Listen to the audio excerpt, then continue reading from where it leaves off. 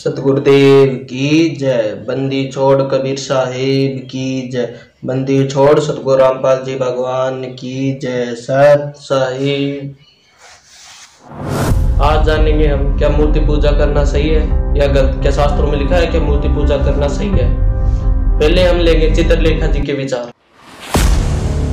और हमारी सनातनी परंपरा ऐसी कहती है कि ये जो मूर्ति पूजा है ये तभी से शुरू हुई कि जब प्रहलाद को पत्थर में भगवान मिल सकते तो हमको क्यों नहीं मिल सकते।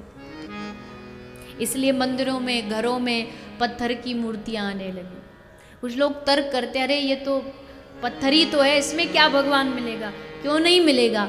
विश्वास हो तो ठाकुर कहीं से प्रकट हो सकते हैं। आपको विश्वास मूर्ति में होना चाहिए। अभी आपने देखे चित्रलेखा जी के विचार। उन्होंने कहा है मूर्ति पर विश्वास होना चाहिए, यानी पत्थर पर विश्वास करना चाहिए। अब देखिए संत रामपाल जी महाराज ने क्या कहा उनके बारे में। देखिए आपके सामने वीडियो। कई क्या कहते हैं, भाई भगवान पाना तो विश्वास की बात है, विश्वास कर लो भगवान मिल जाएगा। चाहे किसी पर कहते हैं, चाहे पत्थर पर विश्वास कर लो वो भी भगवान बन जाएगा। कमाल की बात कर देते हैं, कति बालकों वाली बात कर रखी है। बात तो ठीक है, विश्वास बिना भक्ति नहीं हो सकती, विश्वास बिना भगवान नहीं मिल सकता। लेकिन विश्वास किस पर करना चाहिए? अब जोटे पर विश्वास कर ले क्या दूध देगा और उन्हें खूब बाखर खवावे, बिनोड़े गिरे, वो कुछ भी ना दे, वो तो कुआ दे ही और तोड़ देगा किसी दिन। तो हमने भैंस लेनी पड़े या गाय लें और फिर वो नए दूध होगी हो, ब्यागी हो, फिर उसको अच्छी तरह उसको खुराक खिलावा, चारा खिलावा, उसकी सेवा करे तो दूध वो। अब जानिए राधा स्वामी गुरविंदर सिंह जी के साथ। देखिए वीडियो। बेटा हर एक चीज़ का ना एक मकसद होता है।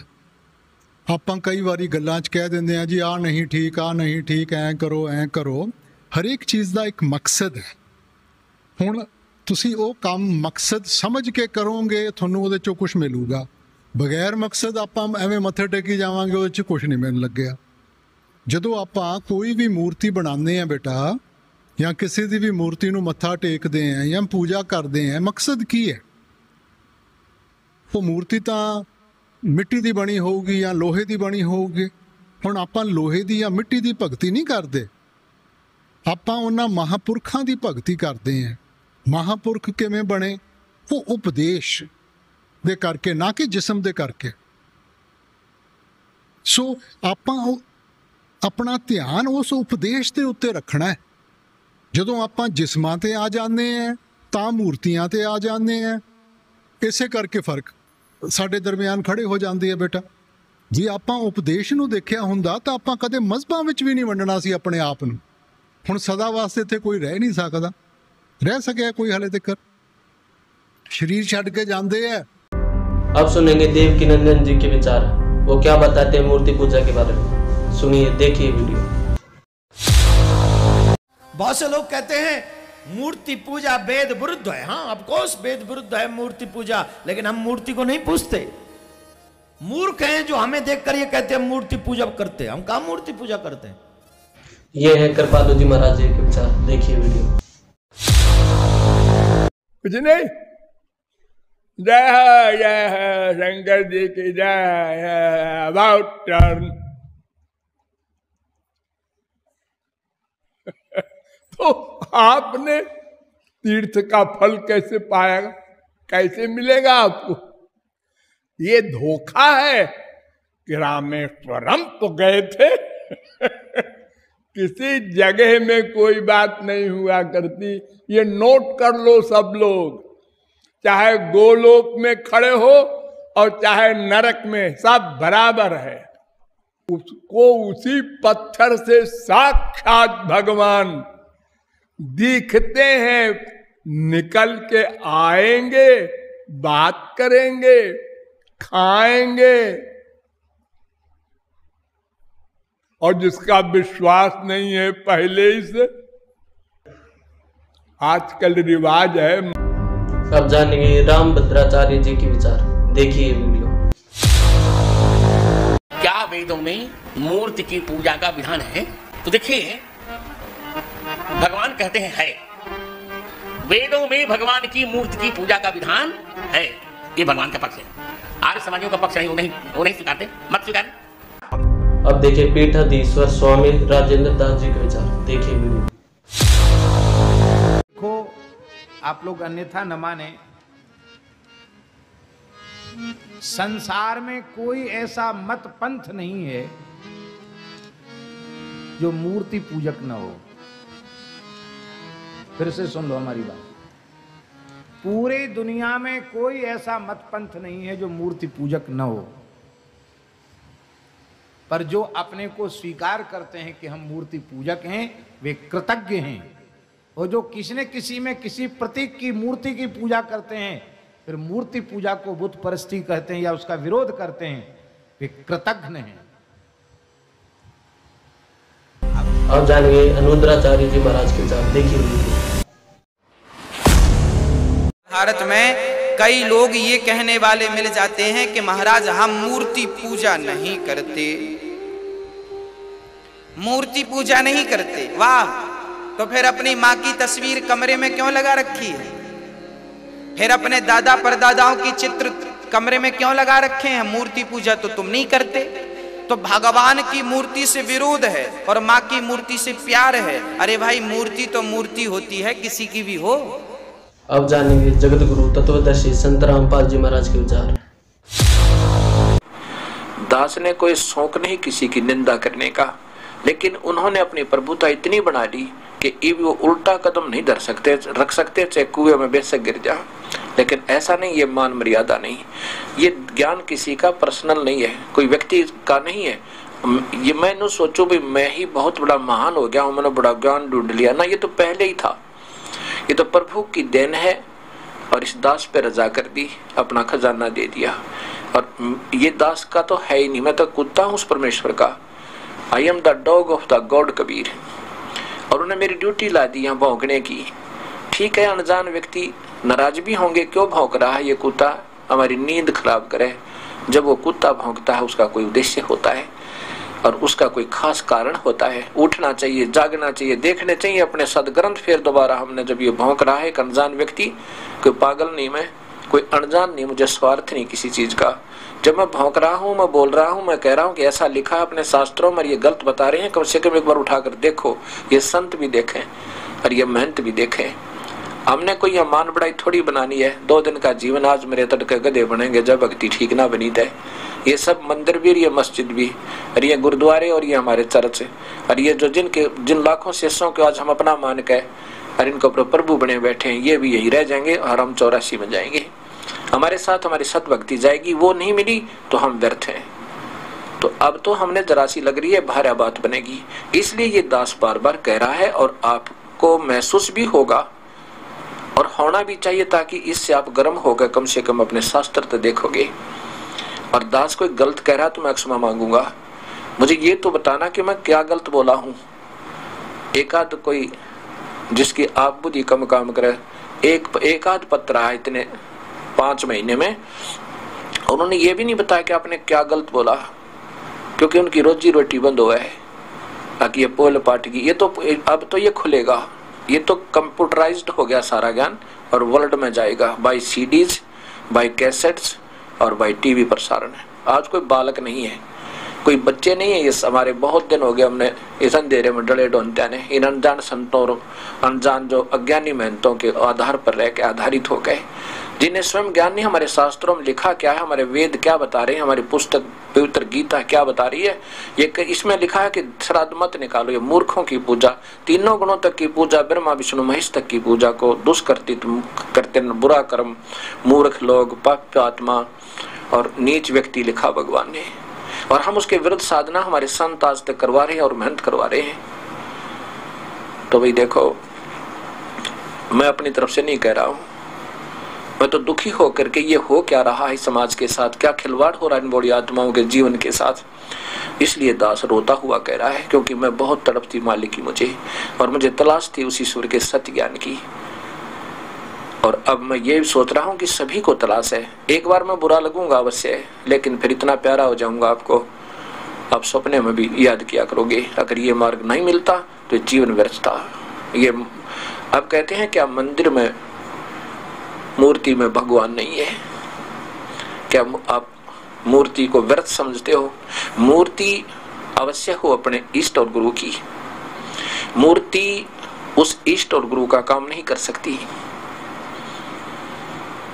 वो होनी जरूर चाहिए, क्योंकि उसके देखने से हमें उनके गुणों का ज्ञान होता है, हमारे अंदर विनम्रता आती है। और वो मंदिर में क्या जरूरी है रखने की? अपने घर न रखो, अपने फोटो लेकर अपनी छाती पर रखो, जेब में रखो, दिल कलेजों में देखे और मस्तिष्क कला ले।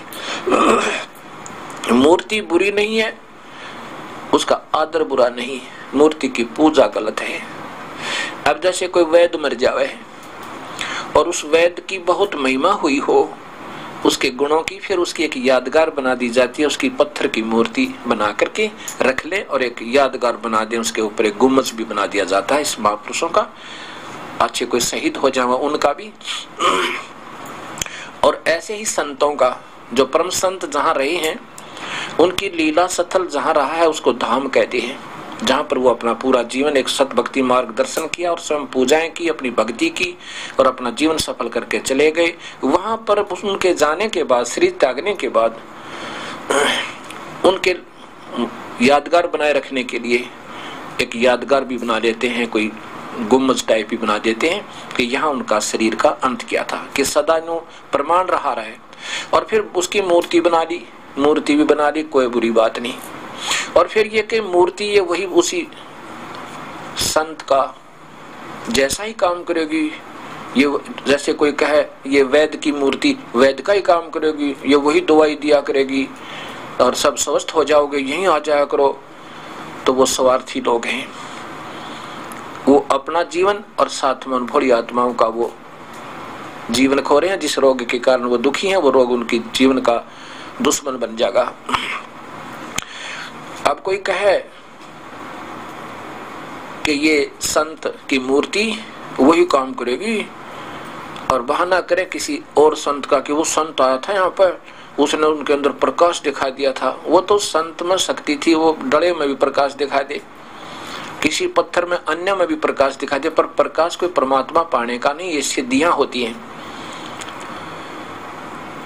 और वो मूर्ति जो है उस वास्तविक संत का काम नहीं कर सकती।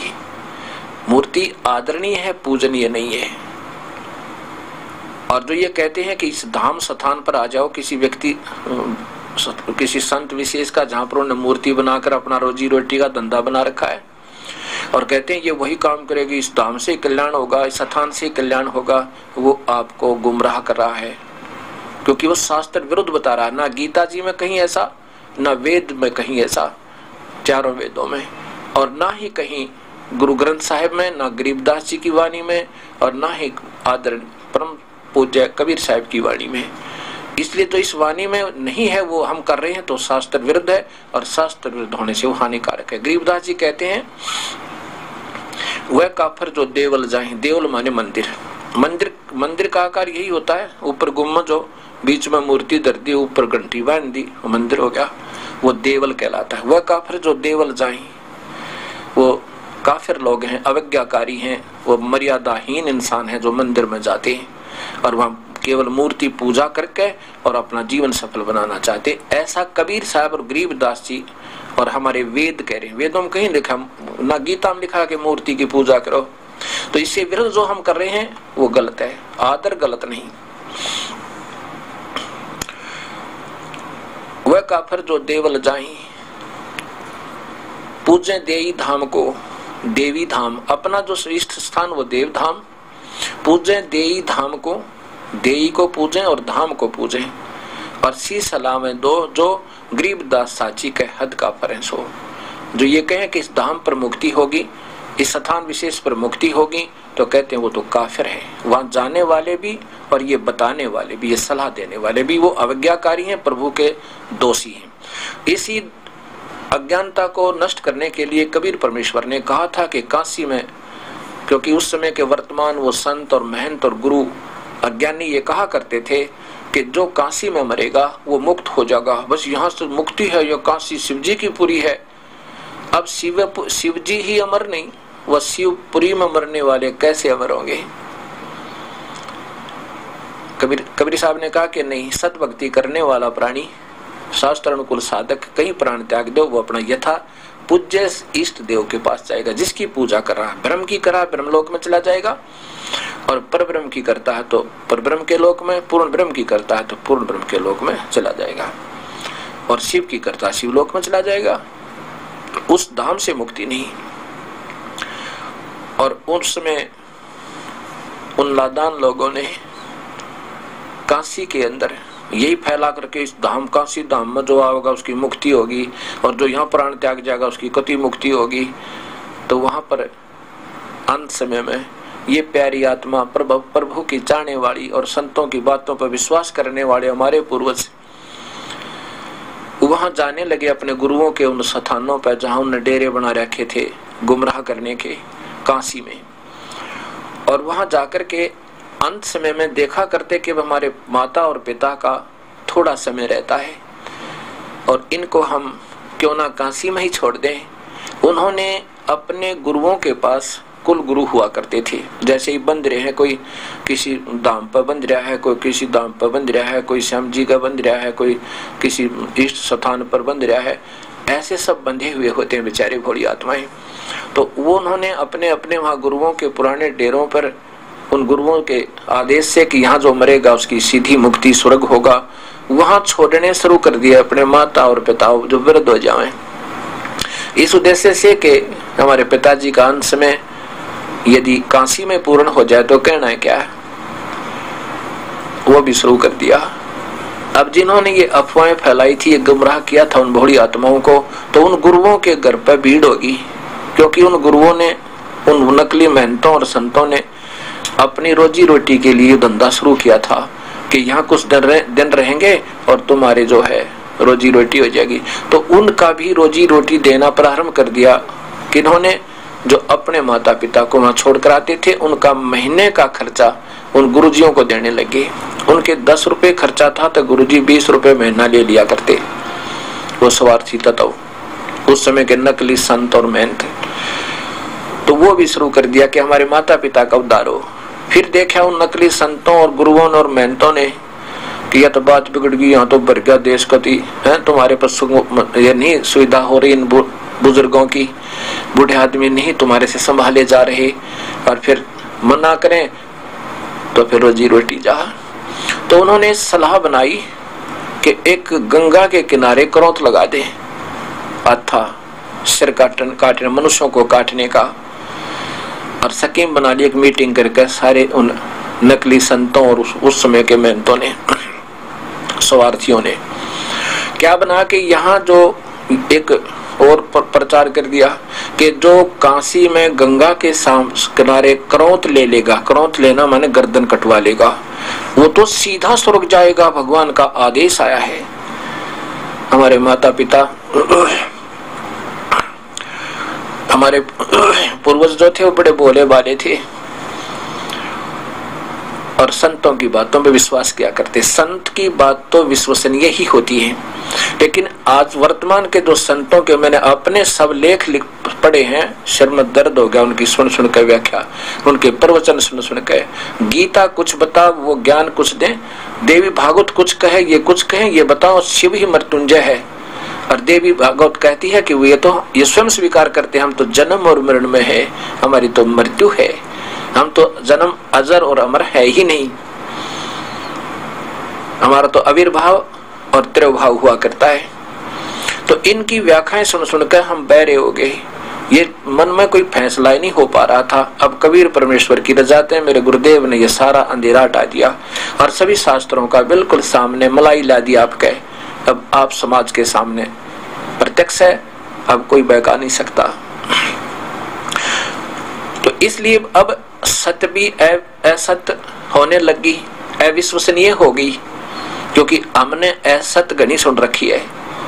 अब ये सत्य भी एक बार तो आपको असत्य लगेगी, और मैं कति बावड़ा लगूंगा, मूर्ख लगूंगा, क्योंकि दास को भी ऐसा ही आभास हुआ था शुरू प्रारंभ में जब ये मैंने विचार सुने थे।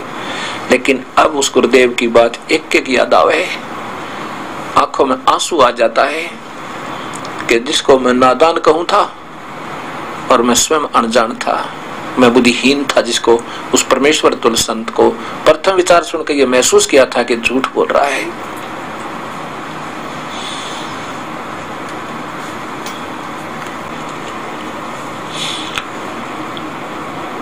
तो क्या किया,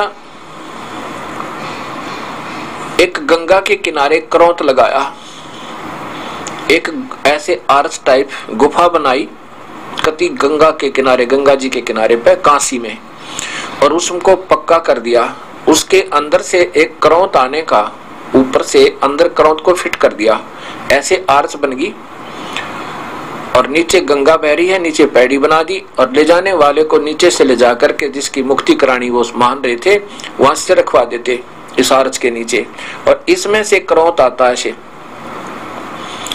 और वो ऐसे हिलता और वहां मुक्ति कराने वाले की गर्दन काट देता, फिर उसको गंगा में धक्का दे देते हैं। उनका इशारा होता था कि हम आदेश देंगे, उनका कंट्रोल थोड़ा दूर किया हुआ था, अंदर अंदर ले जाकर कोई पाइप सी ले जाकर के वहां से रस्सों से उस को नीचे लाते थे पुलिसी बना करके, और फिर वो करौंत नीचे आता था और फिर उसको ऊपर उठा देते थे। वो उस आर्च के अंदर फिट हो जाता था, नीचे से नहीं दिखता था, ऐसे आ जाता था और जैसे ये करौंत आवे ये आया नीचे और अपना काम करके और वापस इसमें गुप्त हो गया। यहाँ से ऐसे कर रखा था उन्होंने।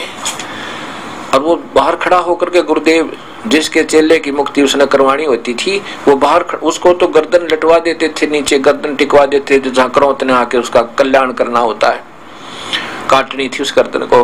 और स्वयं बाहर खड़ा होकर आवाज लगाता था, हे परमात्मा, जिसकी भी वो पूजा करते थे, शिव की या विष्णु की या हनुमान की, कि ये आपका सेवक आ रहा है, इसको स्वर्ग में स्थान देना। और खूब जोर की आवाज लगाते थे। वो इशारा समझ जाते थे कि वो उसकी गर्दन रख दी है, तो वो कंट्रोलर उसको घुमा देते थे और वो करौंत से गर्दन काट दी जाती थी। हमारे पूर्वजों ने ये भी स्वीकार कर लिया प्रभु के पाने के लिए अपना गर्दन देना, और उस स्थान पर जहां पर वो अज्ञानी लोग बताया करते हैं मुक्ति होगी।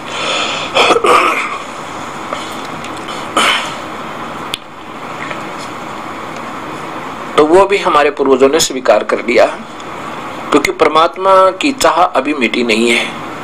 अगर ये सत्ज्ञान नहीं आया हृदय में, समाज में नहीं पहुंचा, तो ये चाह भगवान की समाप्त हो जाएगी। क्योंकि प्रभु का वास्तविक ज्ञान नहीं होगा, उससे लाभ नहीं मिलेंगे, सब नास्तिक हो जाएंगे, शराब मांस खाने पीने लग जाएंगे, जिससे ये मानव समाज विनाश को प्राप्त हो जाएगा। अब समय है इसको फिर सुलझाने का। और ये ठीक है, जिन महापुरुषों ने अभी तक ये नहीं पता चला तो कोई बुराई नहीं होती, हमें फिर बालक बन जाना चाहिए और विचार करें कि ये इस दास के ऊपर मैं क्या कह रहा हूँ। कोई गलत कह रहा हूँ तो मुझे सुजेशन दें, मैंने कोई गलत कह दिया हो तो मैं क्षमा मांगूंगा आप सबके सामने, लेकिन मैं कह रहा हूँ कम से कम उनको देखो और बताओ भी हमने इतना ज्ञान था, यहाँ तो हमने आपको बता दिया, अब आप पूछ सकते हो, ये कोई बुरी नहीं होती। और मेरा ज्ञान नहीं है, मैं इसमें प्रभु पाकूं कि मैं ही सब कुछ, मैं ज्ञानी हो गया, मैं कति तुच्छ बुद्धि जीव हूँ और बिल्कुल गरीब व्यक्ति समझो, मुझे आपका दास हूँ। लेकिन मैं चाहता हूँ कि सब मिलकर एक निष्कर्ष निकाला जाए, ताकि सारा समाज शीघ्र समझ जावे कि हम साधनाएं अभी शास्त्र विरुद्ध कर रहे थे। तो मेरा भाव यह है कि कबीर साहब ने उस बीमारी को समाप्त किया था कि धामों पर भगवान नहीं है। अब धाम क्या चीज है, जैसे आपको बता दिया कि कोई संत ने, कोई महापुरुष ने वहां पर अपनी भक्ति की, फिर वो चले गए, उनकी यादगार बना दी। ठीक है, वो आदरणीय, वो स्थान इसलिए आदरणीय है कि हमें ये प्रमाण